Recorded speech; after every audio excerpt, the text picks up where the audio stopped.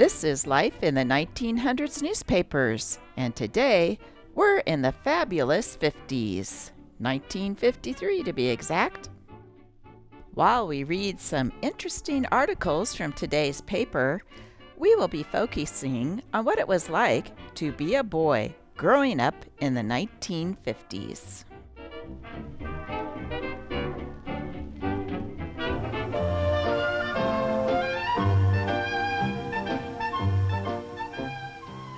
This is a picture of something called a boy. People who've studied boys in action, or in their rare moments of inaction, will tell you that we know practically nothing about boys. Maybe they're right, but some things we do know, or think we know, or at least we think we are beginning to know. Anyway, we've been looking at a lot of boys lately, and here are some of our observations. Only last winter we discovered that even when the temperature is way down around zero, you don't have to look for boys. All you have to do is listen.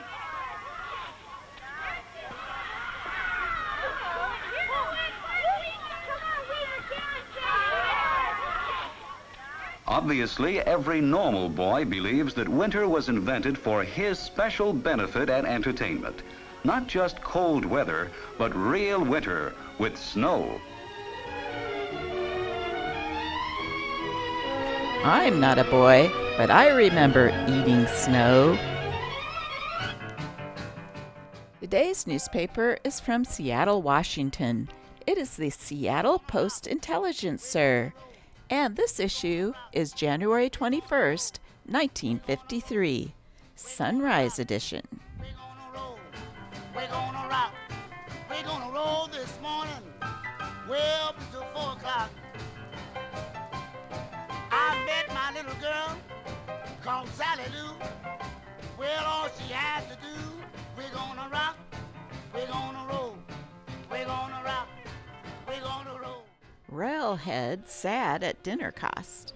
John P. Kiley, president of the Chicago, Milwaukee, St. Paul and Pacific Railway, did a little daydreaming right out loud in Seattle Tuesday. I wonder how it would be, he mused, to take our dining cars off and in their place have the conductor walk through the train and hand out a bright new silver dollar to every passenger who would normally use our dining cars. We would save money. We could give away the dollar and still be 21 cents better off than we are today. Our passengers in November paid an average of $1.77 for a meal. It cost us $2.98 to put that meal on the table. Kiley recalled that various American railroads have tried to cut dining car losses by serving tray meals, converting diners into lunch and counter cars, by limiting and standardizing meals, and by heating up pre-cooked frozen meals. But the savings have been comparatively unimportant.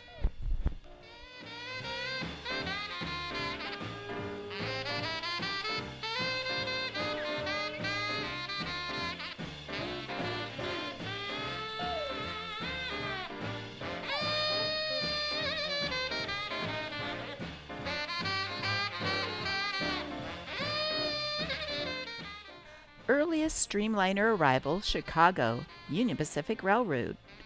All-room sleeping car between Seattle and Chicago, operated on the Streamliner City of Portland.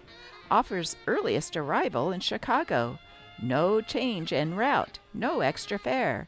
Also reserved coach seats with latest improved leg rests, roomy lounges, dining cars, serving those famous Union Pacific meals. No weather worries, no highway hazards, no driving fatigue when you go Union Pacific. If you need a car at your destination, ask your Union Pacific ticket agents about the convenient and inexpensive rent-a-car service.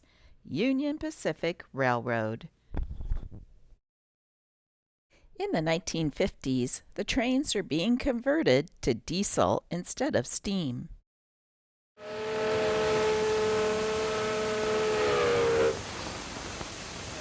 Steam is now a curiosity on American rails. The diesel has taken over. It's a question of economy, a saving to the railroads of at least $1 billion a year. But every old-time railroad man mourns the passing of steam and dislikes the diesel's blaring horn.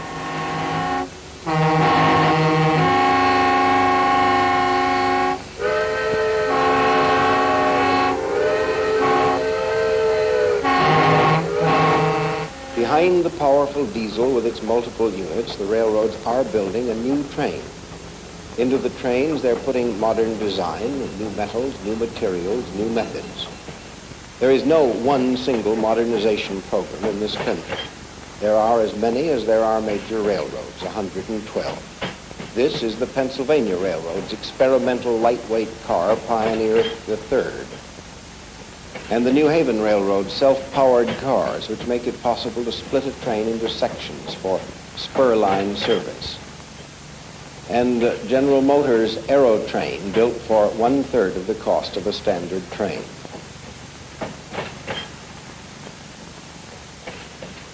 And this is the Santa Fe's high-level El Capitan.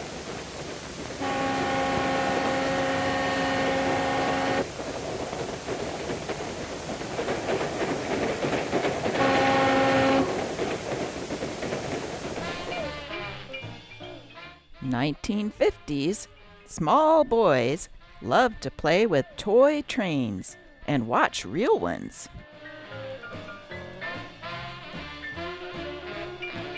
In a sense, the model builder is an all-around craftsman.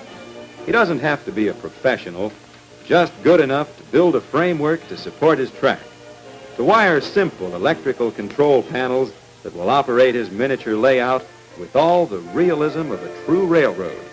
Model railroading is a hobby that all the family can enjoy. The teamwork of father and son has laid hundreds of feet of track and installed switches patterned from real railroads. Many a modeler's wife has lent her artistic touch in building scenery. Common patching plaster mixed with water and applied over old window screen provide an excellent foundation for mountains, hills, and tunnel portals. Realistic trees, either purchased from hobby shops or made from dried weeds, add the finishing touch to a suburban residence. However, it's usually Dad who assembles the cars and locomotives. He builds them up from kits, complete with motor and all parts ready to assemble. Hall of Fame for DiMag. New York, January 20th. Baseball's Hall of Fame is expected to open the gates to Joe DiMaggio tomorrow when the ballots are counted for the 1953 election by the 10-year members of the Baseball Writers Association. DiMaggio, eligible after 1 year's retirement, is expected to receive more than the required 75% of the votes from the veteran members. Others given a good chance of making the grade on the basis of their standing in last year's voting are Bill Terry, Dizzy Dean, and Al Simmons. Paul Werner and the late Henry Hillman were elected last year when 234 votes were cast. 55 Grand Slams. During the 1952 season, 55 Grand Slam homers were hit in the major leagues. The National League hit 30 of them. And summer always comes with long, lazy days, with bright, hot sun and deep, cool shade. Truly, summertime is boy time. For instance, a boy on a baseball field has the look of a creature who has fulfilled his destiny.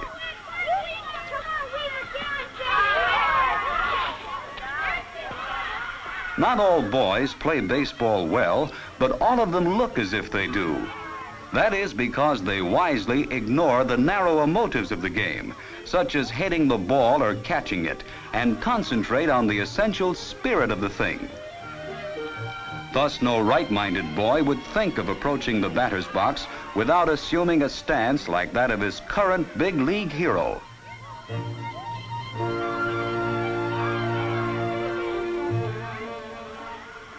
and no youthful pitcher would dream of delivering the ball before shooting a crafty and menacing glance at the runner on first base.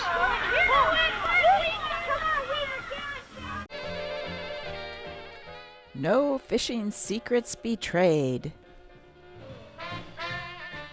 A letter to the editor from Lopez. As a resident of Lopez Island and a regular reader, I was very much interested in your ling cod fishing expedition. At your convenience, would it be asking too much to have you tell me which of the 3 bell buoys located between Deception Pass and Lopez Island was where you fished? 2 other points of information I would appreciate are, what was the approximate depth of water, and which side of the bell did you fish? Signed, Herb Walter. Answer. The exact location of the buoy, sir, should come from our host, David Mulholland. After all, he depends upon it for part of his livelihood. He lives in Dewey.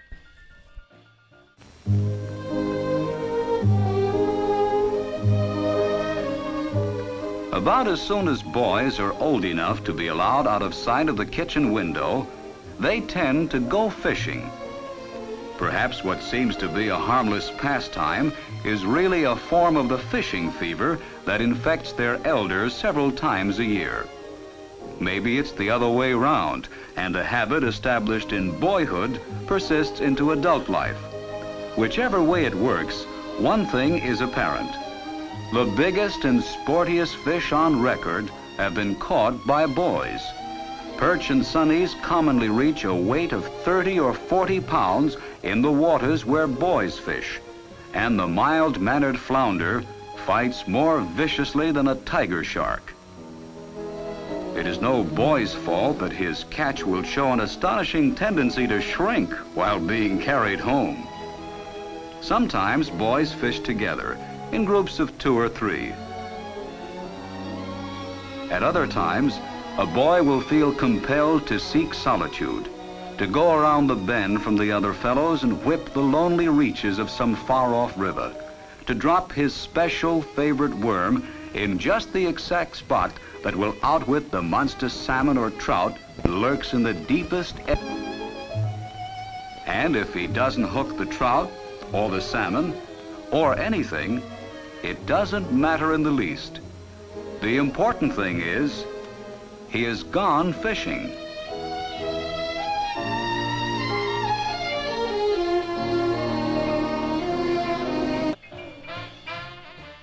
Putting on the dog. Where's the fire?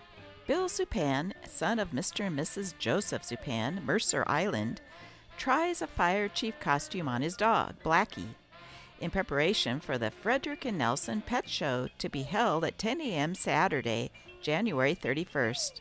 Application blanks and information may be obtained in the Youth Activity Office.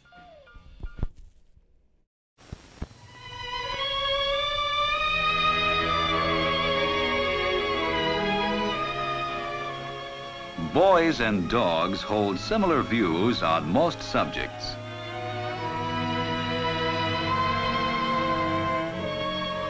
They agree on the importance of taking a shortcut even when it means going a mile or 2 out of their way. Both are serious collectors and, in addition, share a remarkable instinct which leads them to just the right type of place for finding valuable items. They rarely return from a trip without an old carburetor, half of a boot, 21 inches of a 6-foot rule, or a sign marked, no trespassing.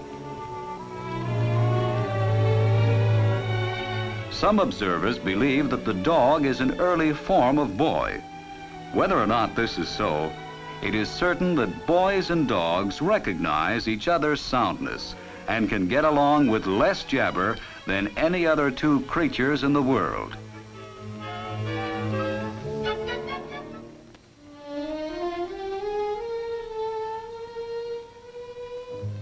About once a day, a boy suddenly begins to act as if he's just been reading one of the more poisonous philosophers. He sees through everything. He hates everybody. Anything you say or fail to say is wrong. In dealing with a boy in this condition, the impulse to throw him away should be resisted. Instead, he should be fed. This will restore his optimism for 24 hours. Do not, however, make the mistake of telling him he's just hungry, especially after the boy has reached maturity. If there is anything a man hates, it is to be told while cruising along nicely on a dim view or right in the middle of a sad epigram that he is just hungry. Favorite party desserts from packaged pudding by Prudence Penny. How many times have you been faced with the necessity of virtually pulling rabbits out of a hat for a quick dessert? Something always seems to happen without warning, and you find yourself with guests for dinner, but with no dessert. That's where those little packages of pudding mix come in mighty handy. There are pudding tricks that are delightful and economical as well. Here is one. Prepare butterscotch pudding as usual, but after it is chilled, beat it slowly with a rotary egg beater. This makes it creamier and softer, almost as if it had been whipped cream. Also, after beating, try folding in 1/3 cup of crushed peanut brittle into the pudding. It's scrumptious. If you haven't the peanut brittle, use a sliced chocolate-covered candy bar instead. This makes it candy store pudding. Before you know it, these happy, freckle-faced young lads will grow up, and maybe grow up too soon, and have to get a job.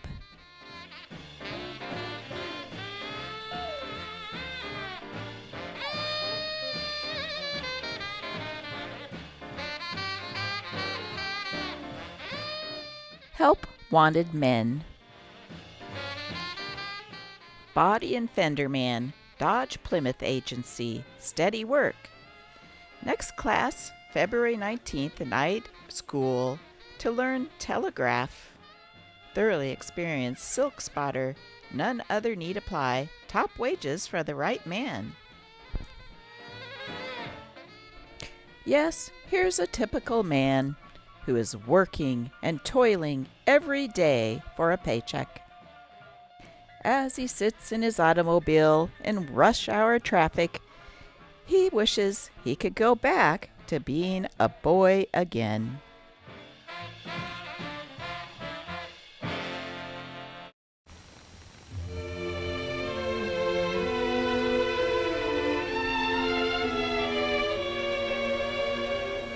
So what is a boy? What makes a boy? It seems nobody knows completely. It must be some inner thing that can't be analyzed by ordinary logical methods. All we know is we're in favor of boys, because boys of all living creatures live in the happiest time. In a special golden age of their own making, a golden age that ends every night and renews itself every morning. A golden age in which today is forever, yesterday was swell, and tomorrow will surely be super.